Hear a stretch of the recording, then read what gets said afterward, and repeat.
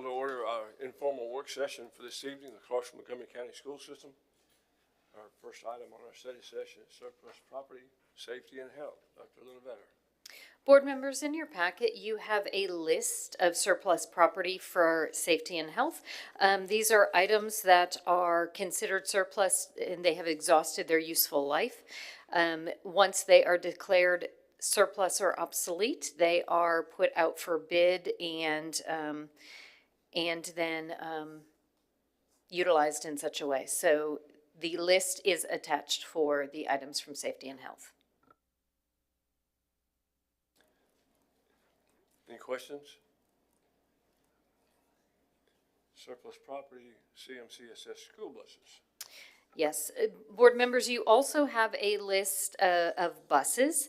The policy does require Board of Education to declare the property as surplus when it's no longer suited for school system property. The maintenance department has identified 29 buses that no longer meet the requirements.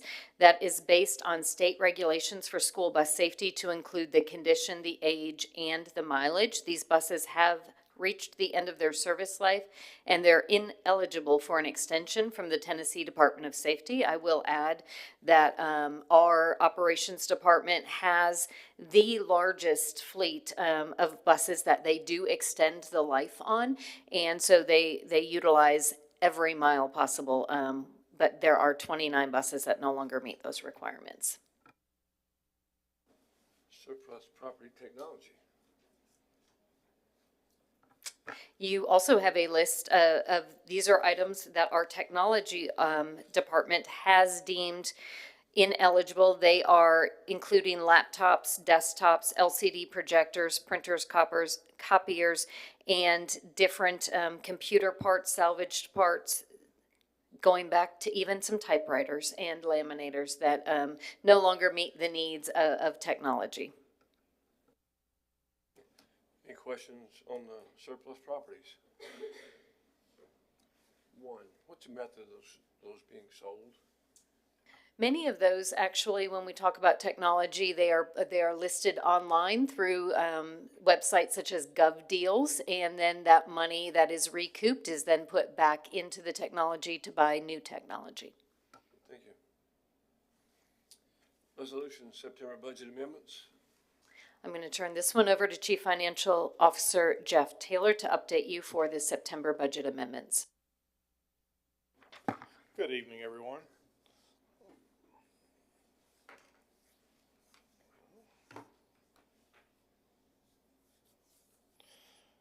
Start out with the revenues on page 3 of the report. Under state revenues, we're receiving an additional $277,862 for the pre-K entitlement grant. So we're just putting that in there to match up with what's in E-Plan. Under other state education funds, $833,842 for the public school security grant, as well as $22,820 for the United Way Raise Your Hand grant. Moving on down, we have a deduction for the ISM carryover of $276,000, as well as revenues in $110,803 for impact aid, as well as $14,000 in opioid settlement funds that we receive from the county. Excuse me. And then under the adult literacy, just removing that fund, that's transitioning to a group outside of the school system to handle that. Just on the next page, we're just increasing the reserves for Career Ladder by $7,419 and adjusting the fund balance by $13.7 million.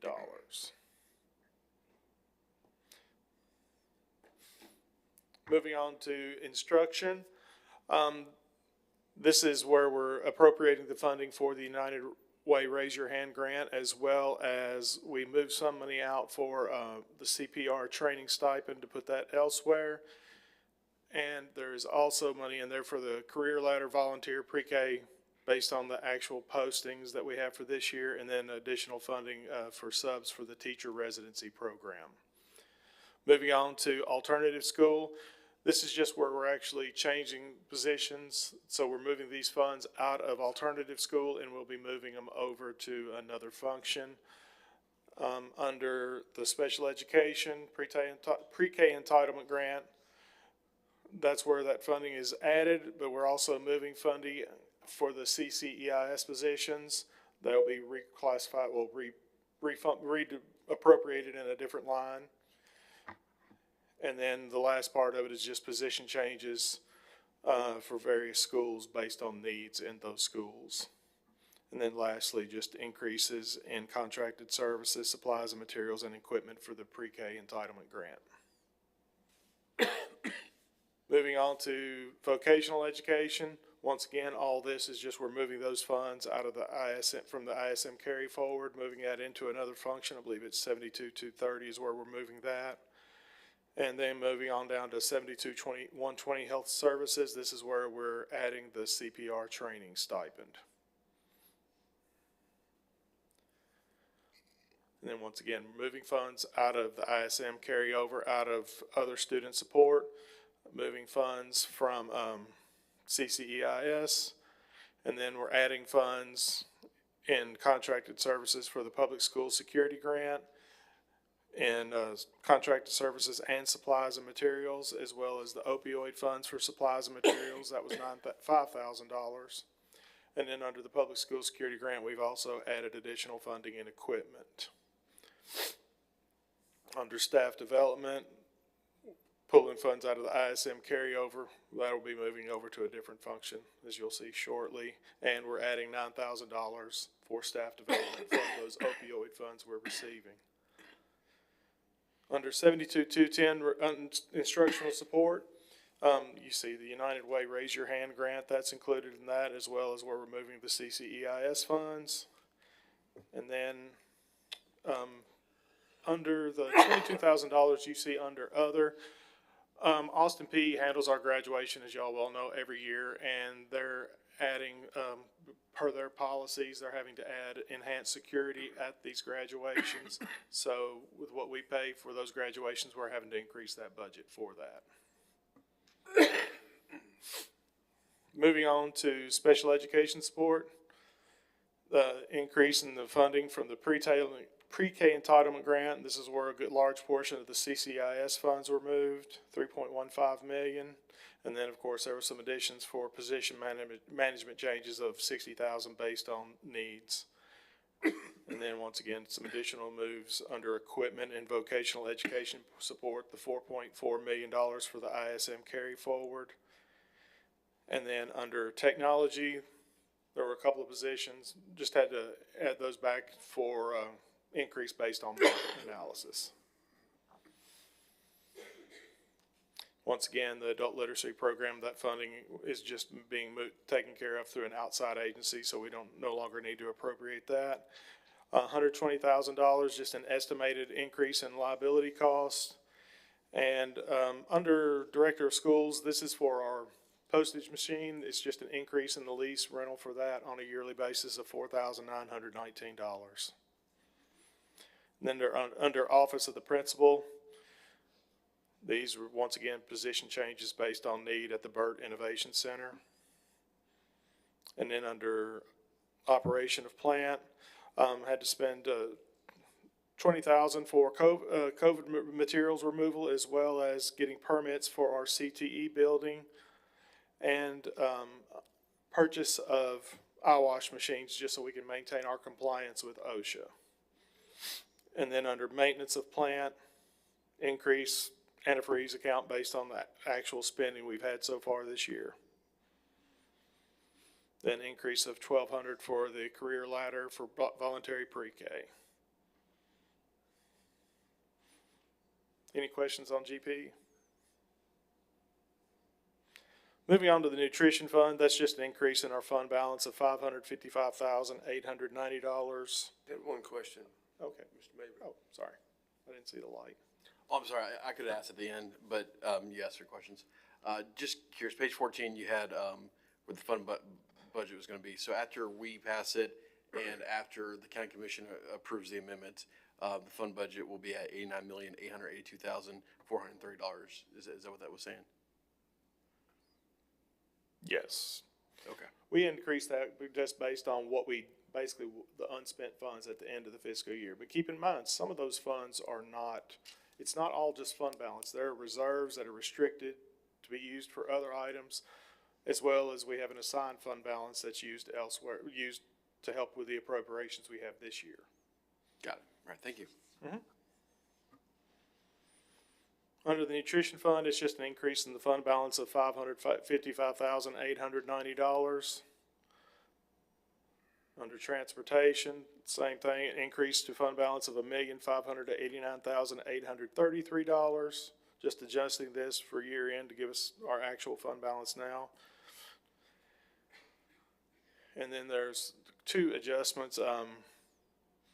An increase in contracted services of $25,700 for the Zone R annual tracking service, and an increase of $700 to the EBS program moving.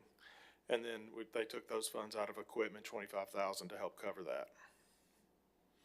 Then under extended school, once again, just a decrease in the fund balance of $621. And then these are your federal projects amendments, no new money, just reallocation of those funds. Any questions?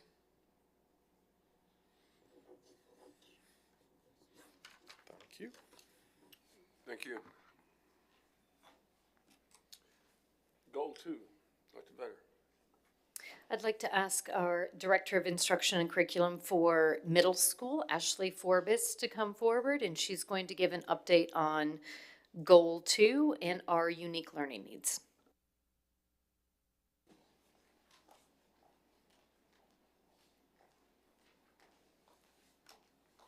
Good evening. I'm going to speak to strategic work goal 2.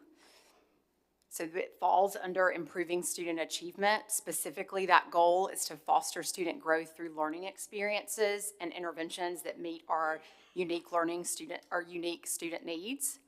And so we do have a ULN vision. That ULN stands for Unique Learning Needs. That vision is to work in partnership with all stakeholders to ensure that every student's individual needs are met in their least restrictive environment through quality education plans to achieve their fullest potential. And we will be proactive in this by making data-driven decisions, ensuring students are at the center of our decisions, and providing access to high-quality instruction. So there are 5 different groups that fall in this umbrella of unique learning needs, the first being our English language learners, the second group being students that have a 504 plan, the third being students with a behavior support plan, the fourth being students that have an individualized learning plan specific to characteristics of dyslexia, and the last being students that have individualized education plans. So the first group, the English language learners, last year in 24-25, some celebrations, there were 305 students that exited EL services, and then 432 students that met their growth targets in EL. And we also trained over 200 administrators, academic coaches, teachers, and educational assistants in 7 steps for a language-rich classroom. So for this coming year, 25-26, there's going to be ongoing training for the new ELPA 21 standards. For our next group, students that are on 504 plans, last year there were 6 schools that piloted the Section 504 administrative assistant by training current staff to assist in writing those plans. And then this current year, some of the action steps with this group is to continue to focus on aligning those accommodations to the data and the needs of the student. And then there's also monthly checkpoint trainings and newsletters to deepen the knowledge of the data, policies, and procedures with 504s. So then our academic and behavioral intervention, we work on a multi-tiered system of support. So we want to ensure that 80 to 90% of our students' needs are met in Tier 1. And as if you'll notice on the left-hand side of the screen, what happens is that intervention builds intensity as students move through those tiers. So for students in Tier 1, all students receive that instruction. It is preventative and proactive. But then there are groups of students in Tier 2 that need additional support or interventions that can be either academic or behavioral. And so that's some students. And then the highest level of intervention is going to be a Tier 3 or a Tier 4, which is going to be our special education. Their interventions are the most intensive, and it's based on their individual needs. So for behavior supports in 24-25, some celebrations, we had a fully trained district behavior team. There was collaborative behavior team meetings. Those were implemented in all elementary and middle schools. And we had over 200 employees trained in behavior techniques. So for action steps in this coming school year, we're going to continue those collaborative behavior team meetings, rolling that out to every level to include high school this year. We're going to have consistency of structures and procedures at all levels and continue to expand behavior training opportunities for employees. And then for the students that are on a plan for an individualized learning plan for characteristics of dyslexia, that is specific to students in Tier 2 and Tier 3. Last year, we had dyslexia screening events held at the Learning Center for the community. There were school ILPD teams created, and then we continued training to support staff in understanding the characteristics of dyslexia so they could talk to parents and communicate. This year, the action steps for this group, we're going to continue those dyslexia screening events at the Learning Center for the community, continue to build capacity across all levels to ensure consistent, effective dyslexia screening within each of our buildings, and then collaborate with all of our academic coaches to expand those ILPD teams into all of our buildings. And then our last group under ULN, that's going to be our students with individualized education plans specific to Tier 4. Students in that level with the most intense intervention, there are 2 prongs. So if you look at the circles, it's really important that students with IEPs have both high quality intervention and they receive high quality core support in their Tier 1 classrooms. They need both of those.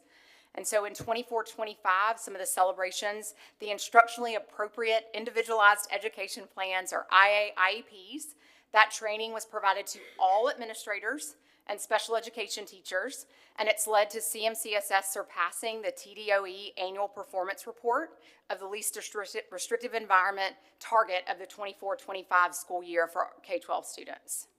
And so then looking ahead with this particular group, we're going to continue to provide ongoing training and support for those instructionally appropriate individualized education plans, ensuring that the plans include the implementation of the high-quality intervention, the high-quality core supports, and then making sure we're intentionally designing that instruction for those students. So back to the goal, this goal 2 is to foster student growth through learning experiences and interventions that meet the unique student needs. Any questions? Don't see any. Okay, thank you. Okay.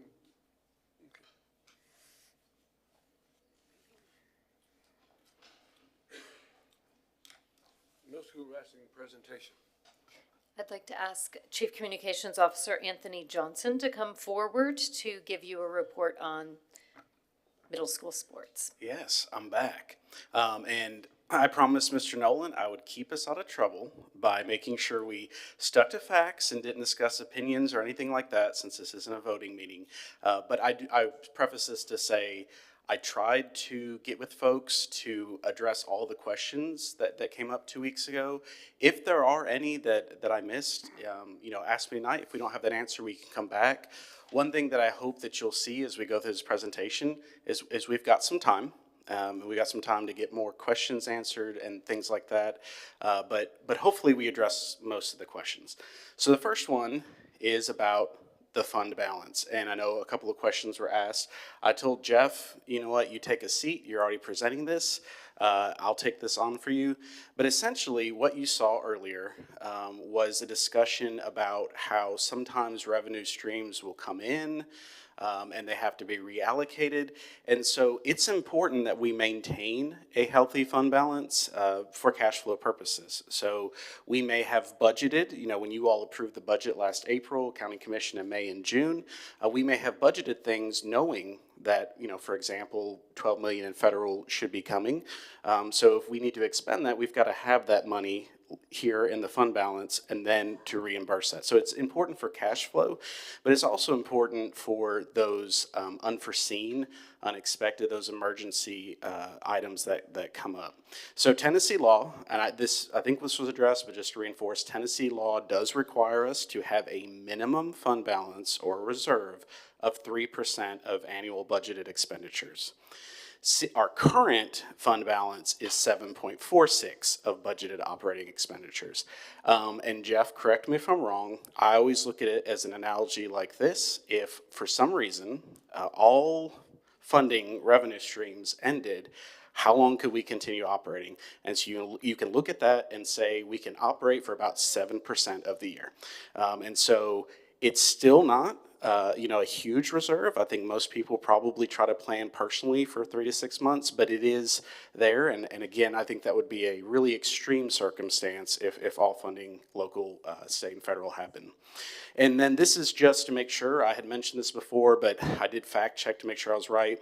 We did have to use some of the fund balance last year to balance the budget, even after cutting $12 million in requests for some educational operational requests from departments. So we did have to dip a little bit into the fund balance to balance, but again, it is still healthy at this time and exceeds the state's requirement. This next slide, and it's probably maybe hard for you to see, really easy for the audience on the big screen. But again, you'll have this, and if you have any questions, let me know.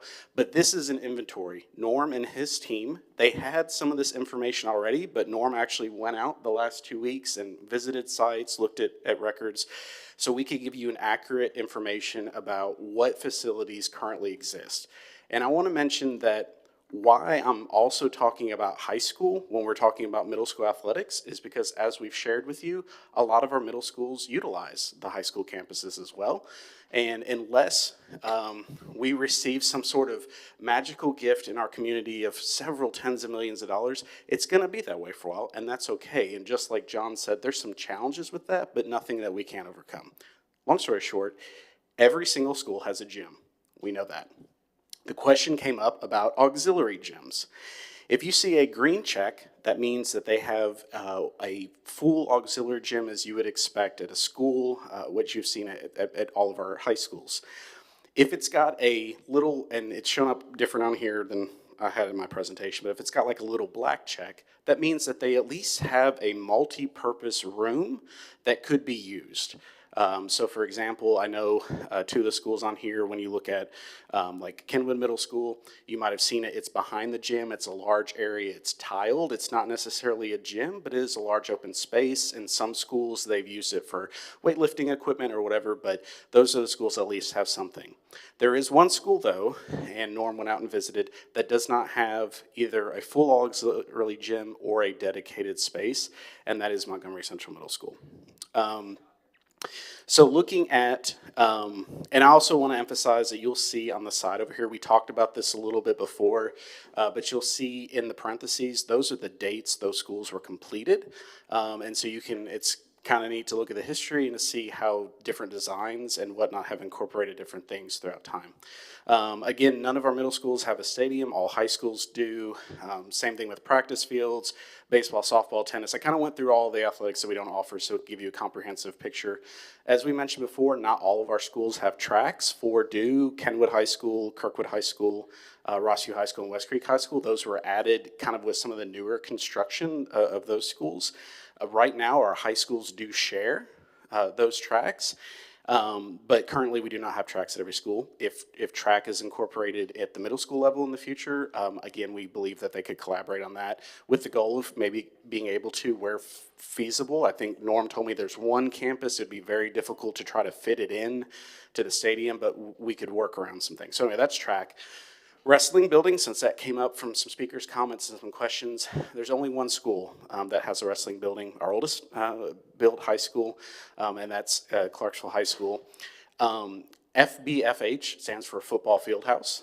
We only have one of those at this time, although I will comment that some of the other schools have some kind of makeshift spaces. I believe operations worked with Northeast High School to repurpose a portable. Some of the other schools have repurposed, but to have an actual dedicated football field house. And then I appreciate my technology partners calling me a couple hours ago and saying, I think you made a mistake because you put HF. But no, those aren't field houses, those are hitting facilities. So those next ones are baseball hitting facilities and softball hitting facilities. So long story short, this gives you a picture of where we are currently with our facilities. So when we talk about balancing, and this, I want to be very clear, we are not proposing that we ask for these funding. What we're looking at is maybe some alternatives, but the question was asked, what would it take? I think Mr. Garland, you'd asked what would it take to make sure everybody had the same. So Norm, looking at some past designs and what costs have been, if we were to add a space at Montgomery Central Middle School, the only one that doesn't have it. The estimated cost for that project would be about $2.5 million to get them a full auxiliary gym. And you can see the breakdown on the side. Again, challenges with that, we know that that's a cost when there's other priorities. It also, in some of our campuses, with any construction we talk about, you have to think about how does that impact space, parking, traffic flow. So there's a lot of other things that Norm mentioned could be some challenges.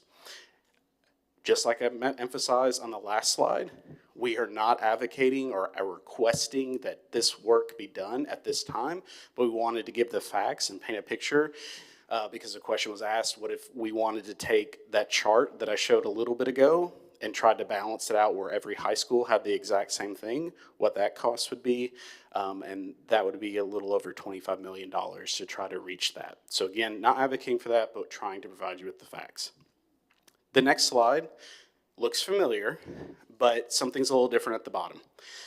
So in consulting with John Miller and trying to present to you all kind of some next steps, some things to think about as we continue planning, although we mentioned all of those athletics that are sanctioned by TMSAA, he feels strongly that we should focus now at this time for those middle school athletics that actually have a state tournament.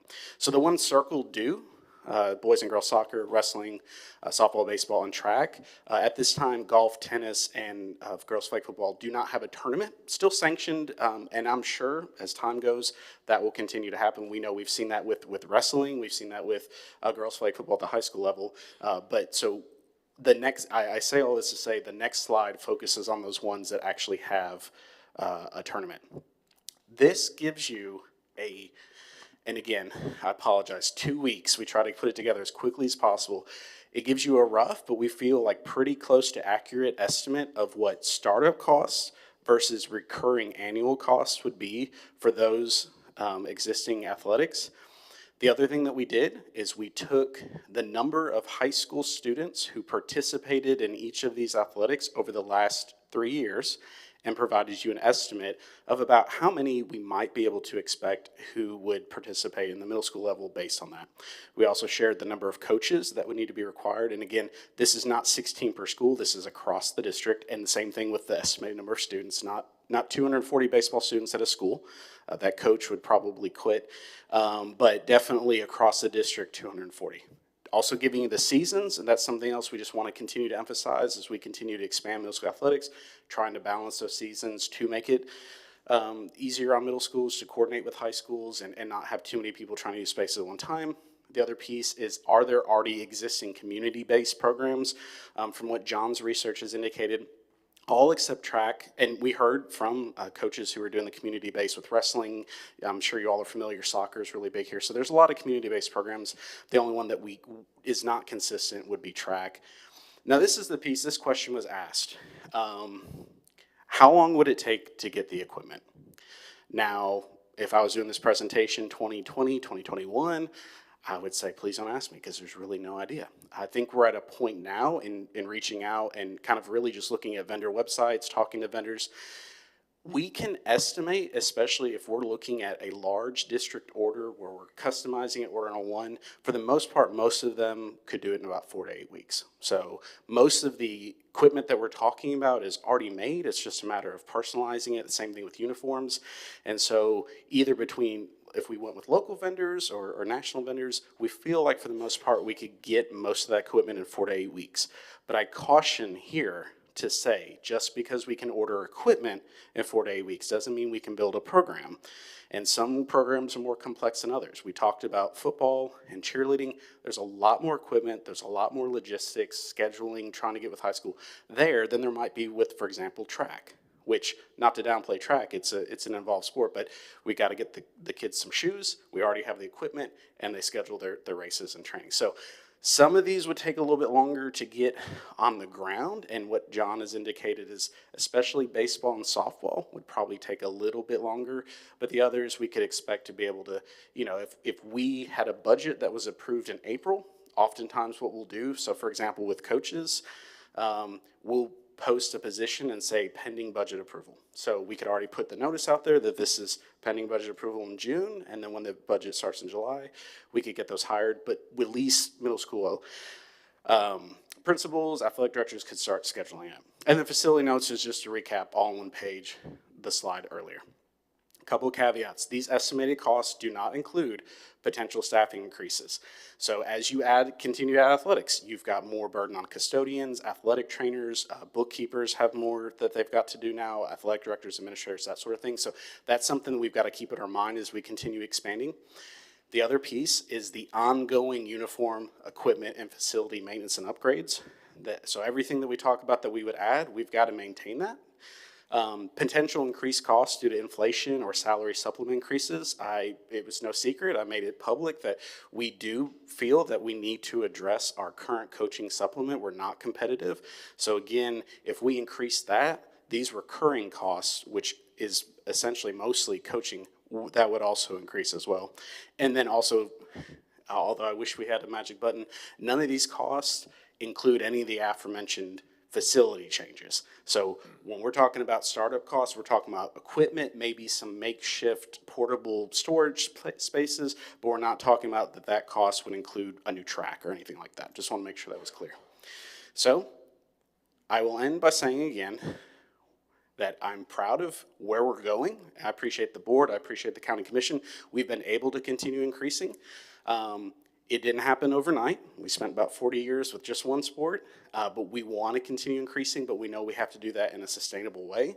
So it brings us back to that our recommendation still stands, that we discuss the next athletic or athletics that we would like to add in the budget that you all approve in April. We feel that if you all decided, going back to this, and the other thing is we all have to kind of look at, between the county and Jeff, looking at what is anticipated, revenues from sales tax, all that sort of thing. If the budget looks like we could do it, maybe more than one of these we could add. And all that to say, if you wanted to add one, two, or maybe all, we do feel that we could do that based upon the normal budget approval process in April. So that's the end of the presentation. Are there any questions that I didn't address in this that you can think of that I can get back to you? And of course, Mr. Lanier is not here, but I'll get with him and make sure he understands the presentation.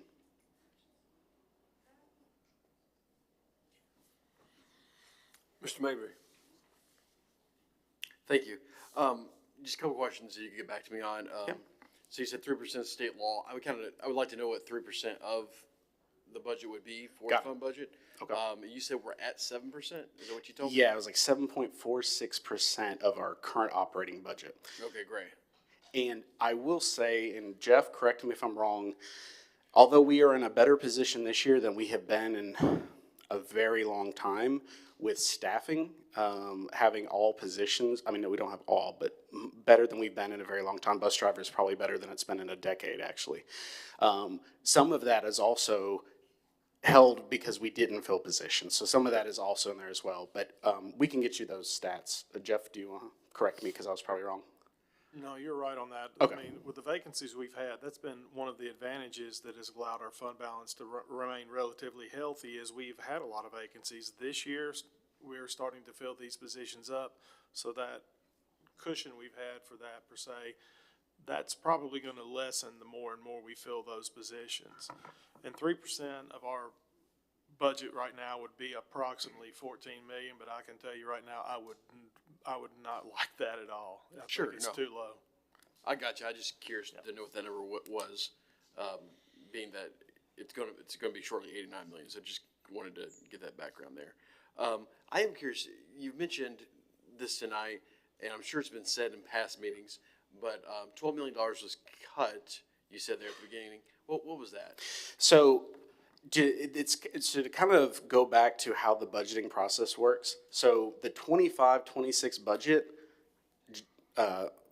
we love Jeff Taylor. He's already making us think about that way in advance. And so what happens is around the November timeframe, each department chief gets a bunch of documents, and it's great. And we've got to go through and determine what needs are for our departments. The majority of those needs are going to come from your instruction and curriculum department and your operations department. And so Just as an example of some of those requests that came in that maybe we just couldn't fund, that they were still priorities and we would like to be able to do that in the future, might be some like assistance for like special education, for like some specialized positions. In operations, it might be some of our capital projects is a separate budget, but it might be, instead of we requested, or Norm requested, I think 4 HVAC, we were able to fund 2 additional. So we basically take our budget and we know that we have to get to this goal to present a balanced budget to the county commission. And so we internally have to say, before we start presenting, we can't fund this. And this past year, Dr. Lunavetter was very specific about, we are presenting a balanced budget and we're gonna keep revisiting this till we get to a balanced budget. So for clarity, nothing, $12 million wasn't cut, $12 million of funding that was presented to be as a want or a desire was not put in. Yeah, and I would go beyond even just wanting priority. I mean, yes, there's 12 million in things that we, after getting to the process where we've already vetted in our own department, that would not have been able to fit in the budget. That's correct. So I will just chime in. There was a combination. So some of it was new items, like Anthony mentioned, as far as 4 HVAC technicians were suggested or recommended. We went down to 2. The number of buses, so those were new things. There were some things that we kind of had some healthy discussions about as far as return on investment. So what are some of those things that perhaps, especially with grant dollars, you know, we had more grant dollars over the last few years.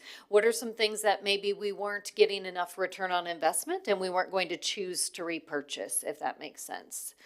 So there was a combination. Yes, normal budgetary. Correct. procedures Yes. there. Yeah, Absolutely. And just, I do want to say out loud, you know, just so the community's aware, our TISA funding has increased this year around $12 million as well. Yes. So, I mean, it increased. I also, we have to look in perspective of if, and Jeff, correct me if I'm wrong, 89% of our budget, or roughly so, is salaries, the majority of those being teacher. And, when we increase that, we also have to increase the budget for that. So I think in total, if I remember, it was a long time ago when I put that statement out, but I think it cost about 14 million to do the cost of living and the step this year. So about that. That's in addition to what it was costing us last year for payroll. So yes, yeah. But we did get more funding, but there were more costs. Gotcha. All right, I appreciate it. Thank you. Yeah, no problem. Yeah, if there's anything else, feel free to email us and I'll do some investigation. Appreciate it. Thank you.